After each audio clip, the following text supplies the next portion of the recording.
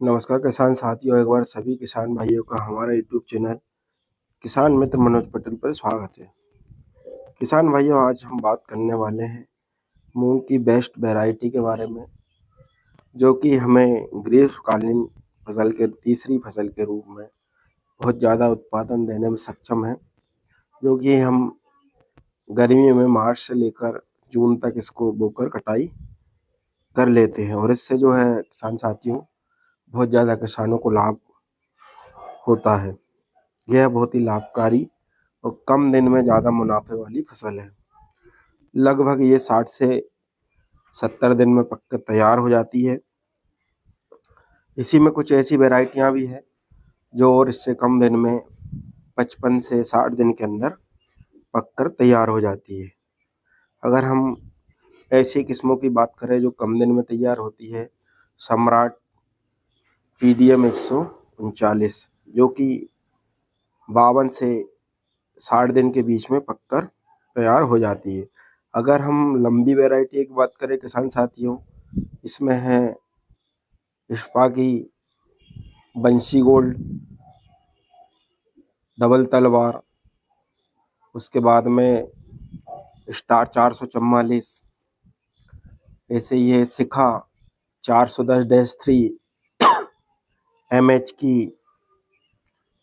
वैरायटियां जो भी हैं, जितनी हैं सब लॉन्ग टाइम की MH वाली भी। तो कुछ इस प्रकार की वैरायटियां हैं जो लंबे समय तक रहती हैं और इनका जो जितनी किसान साथियों लंबी वैरायटियां हैं, लंबी अवधि की हैं, उनका एवरेज बहुत ज़्यादा है। जितना उन्हें पकने में समय लगता है उतना ही ज़्यादा वह उत्पादन देने में भी सक्षम रहती हैं। जो कम समय की वैरायटियां हैं वो लगभग 3 से 6 क्विंटल तक का उत्पादन देती हैं और जो लंबे समय वाली वैरायटी है जो 65 से 70-75 दिन का समय लेती हैं, वो लगभग 6 से 10 कुंटल तक निकलने में सक्षम रहती हैं। अगर हम इन फसलों में सिंचाई प्रबंधन की बात करें किसान साथियों, तो सिंचाई के लिए हमें इनमें पहला पानी जो है उगाने के लिए देना पड़ता है। इसके बाद में किसान साथियों आप इनमें 2 या 3 पानी देकर उनसे बढ़िया उपज ले सकते हैं। अगर 50 दिन के आसपास वाली आप वैरायटी लगाते हैं तो इनमें सिर्फ 1 पानी उगाने के लिए और 2 पानी की आवश्यकता पड़ती है। अगर लंबे पीरियड वाली वैरायटियां हैं तो उनमें 1 पानी उगाने का और 2 पानी 3 पानी जो है इनमें लग जाते हैं। किसान साथियों, अगर हम इनकी कीट प्रबंधन की बात करें तो जब हमारी मूंग 2 पत्ती की हो, जब उसमें से 2 पत्ती निकले या लगभग 12 से 13 दिन की हमारी मूंग होती है, तभी इसमें पहला स्प्रे हमें कर देना चाहिए, जिससे यह रोग रहित रहेगी। क्योंकि जब स्टार्टिंग में 2 पत्ती की फसल होती है तो उसमें जाले वाली इल्ली का प्रकोप ज़्यादा समझ में आता है। उसके बाद आप टेट्रानिलीप्रोल, जो कि कोराजन वाला टेक्निकल है FMC का, उसका इस्तेमाल कर सकते हैं।